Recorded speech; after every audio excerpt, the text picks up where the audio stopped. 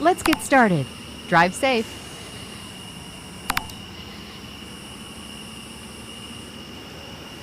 Turn left.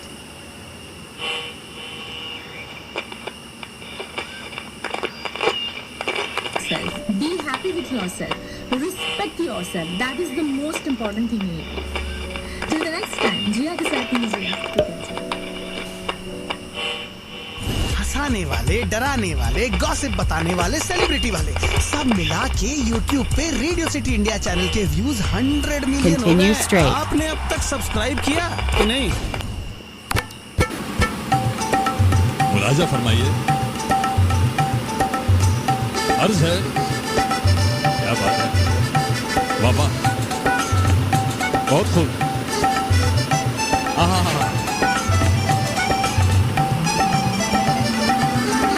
Turn मारी right. डालोगे. बब्बर शेर.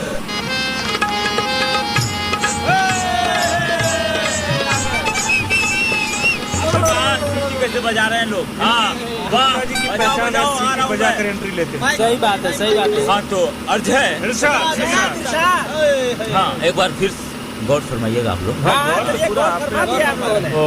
आज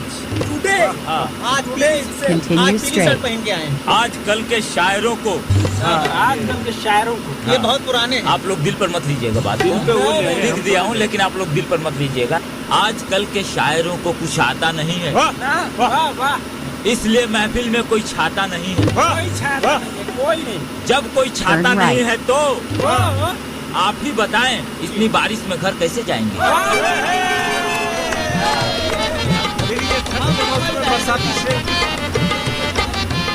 Don't ask funny questions in mushaira. Okay. बब्बर शेर. मम्मी मेरे चोट लग गई. जल्दी चलो डॉक्टर के पास. बहुत कुछ लगा है? हाँ लगाया मैंने. व्हाट्सएप स्टेटस तुमने भी देखा. व्यूज भी आ गए. कैसे कैसे लोग हैं.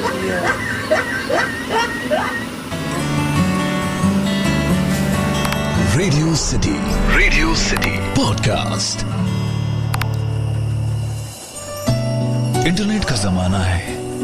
अब जिंदगी दिनों में नहीं एमबीज में गिनी जाती है. 4 MB की एक अच्छी सी सेल्फी आपका दिन बना देती है. जिंदगी अब 4 दिनों की नहीं 4 MB की हो गई है. कभी सच लगने वाले झूठे किस्से तो कभी झूठ लगने वाली सच्ची कहानियां. 4 MB जिंदगी मेरे यानी संजल के साथ.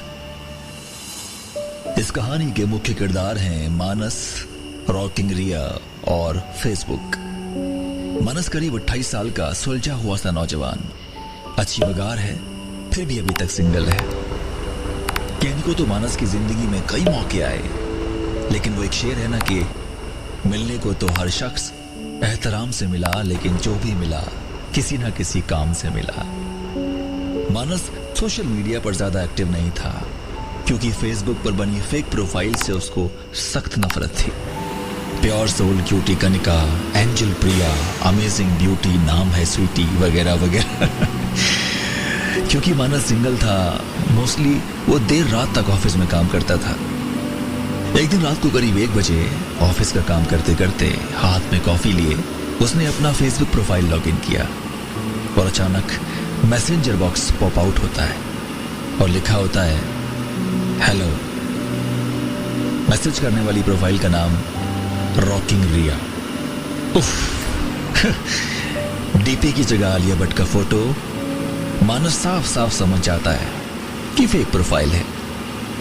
उसने अवॉइड किया और फेसबुक लॉग आउट कर दिया. अगली रात को फिर से फेसबुक लॉगिन किया तो उसी रॉकिंग रिया प्रोफाइल से हेलो हेलो के करीब 20-25 मैसेजेस आए हुए थे. वो अभी उस प्रोफाइल को ब्लॉक करने ही वाला था, लेकिन लास्ट मैसेज में लिखा था प्लीज इसे फेक प्रोफाइल मत समझिए. एक बार तो मानस को हंसी आई कि ऐसे कौन लिखता है भाई, लेकिन इस बार मानस को लगा कि चलो यार किसी पर विश्वास करके देखा जाए. ये सोचकर मानस ने भी जवाब में हेलो लिख दिया और साथ ही ये भी लिख दिया कि अगर ये फेक प्रोफाइल नहीं है फिर आलिया भट्ट की फोटो क्यों लगा रखी है? अपनी लगाओ ना। मानस का हेलो मिलते ही रॉकिंग रिया ने लिखा, थैंक्स मानस जी, लेकिन हम आलिया भट्ट के फैन है ना, बस इसलिए लगा रखी है। और आपने भी तो अपनी प्रोफाइल पिक की जगह अपनी कंपनी का लोगो लगा रखा है। ज्यादा बात न करते हुए मानस ने लॉग आउट कर दिया। अगली रात को मानस ने ना चाहते हुए भी पता नहीं क्यों एक बार फिर फेसबुक लॉगिन किया, तो एक बार फिर रॉकिंग रिया के मैसेजेस मिले। इस बार थोड़ी सी बातचीत और बढ़ी और धीरे धीरे न जाने कब मानस को रॉकिंग रिया पर विश्वास हो चला था और दोनों के बीच करीब करीब रोज बातें होने लगी, लेकिन सिर्फ फेसबुक पर। पहले ये बातें मिनट्स में होती थी, फिर घंटों में होती गई और न जाने कब और कैसे मानस को लगने लगा कि रॉकिंग रिया की फेक सी प्रोफाइल से उसे प्यार हो गया है। मानस को एक बात का यकीन था कि या तो उसे कभी किसी से प्यार होगा नहीं, और अगर हुआ तो फिर जिंदगी और मौत का सवाल हो जाएगा। ऐसे ही एक दिन फेसबुक पर चैट करते करते रॉकिंग रिया ने मानस से पूछ ही लिया कि तुमने तो मुझे कभी देखा भी नहीं है, तो फिर मुझसे इतनी मोहब्बत कैसे? मानस ने कहा कि प्यार रूह से होता है, जिस्म से नहीं। कमाल की बात ये कि मानस ने कभी भी रिया से फोन पर बात करने की कोशिश नहीं की और ना ही रिया ने। फिर एक दिन रिया ने ही मानस को चैट पर कहा कि तुम्हें नहीं लगता कि हमको शादी के बारे में फैसला लेने से पहले कम से कम एक बार फेस टू फेस मिलना चाहिए? मानस ने कहा, हाँ जी जरूर मिलते हैं, बताओ कब और कहाँ। फाइनली दोनों ने अपनी पहली मुलाकात के लिए एक कैफे को चुना। मानस ने रॉकिंग रिया से पूछा कि मैंने तुम्हें कभी देखा तो है नहीं, डीपी भी तुम्हारी आलिया भट्ट की है, मैं तुम्हें कैफे में पहचानूंगा कैसे? रॉकिंग रिया ने कहा कि मैं रेड कलर की साड़ी पहन के आऊंगी और मेरे हाथ में एक सफेद गुलाब होगा। मानस ने एक बढ़िया सी व्हाइट शर्ट और ऊपर से ग्रे कलर का ब्लेजर पहना, आंखों पर चश्मा लगाया और तय वक्त पर कैफे में धड़कते दिल के साथ पहुंच गया। कैफे में करीब 30-40 लोग थे, हर कोई व्यस्त था अपनी अपनी बातों में। मानस रेड साड़ी पहने हुए लड़की को तलाशने लगा, लेकिन वहां ऐसा कोई था ही नहीं। मानस वहीं पर एक खाली टेबल पर बैठ गया और अपना फेसबुक लॉगिन किया। रॉकिंग रिया का मैसेज था कि अपनी दाईं ओर देखो मानस। आपको बार बार कहता भी हूँ कि गुस्सा किस पर करना है हमें बहुत अच्छे से पता। मैं यही तुम्हारे सामने, हम यूं ही उस इंसान पर कभी गुस्सा नहीं कर सकते जहाँ ठीक सामने वाली टेबल पर हूँ। मानस ने सामने देखा तो उसे कुछ अच्छा लगा। 55-60 साल की अधेड़ उम्र की सफेद बालों वाली महिला थी, जिसने रेड साड़ी पहन रखी थी और जिसके हाथ में सफेद गुलाब भी था। मानस समझ गया कि यही है वो रॉकिंग रिया। मानस उस अधेड़ उम्र की महिला यानी रॉकिंग रिया से बिना मिले ही कैफे के बाहर आ गया और इसी बीच रॉकिंग रिया का फिर से मैसेज आया। उसने कहा कि मुझे देखकर तुम चौंक गए ना मानस, तुम्हें लगा होगा कि मैं एक जवान खूबसूरत लड़की हूं, लेकिन मैं तो एक 55-60 साल की अधेड़ औरत निकली और इसीलिए तुम बिना मिले वहां से निकल गए।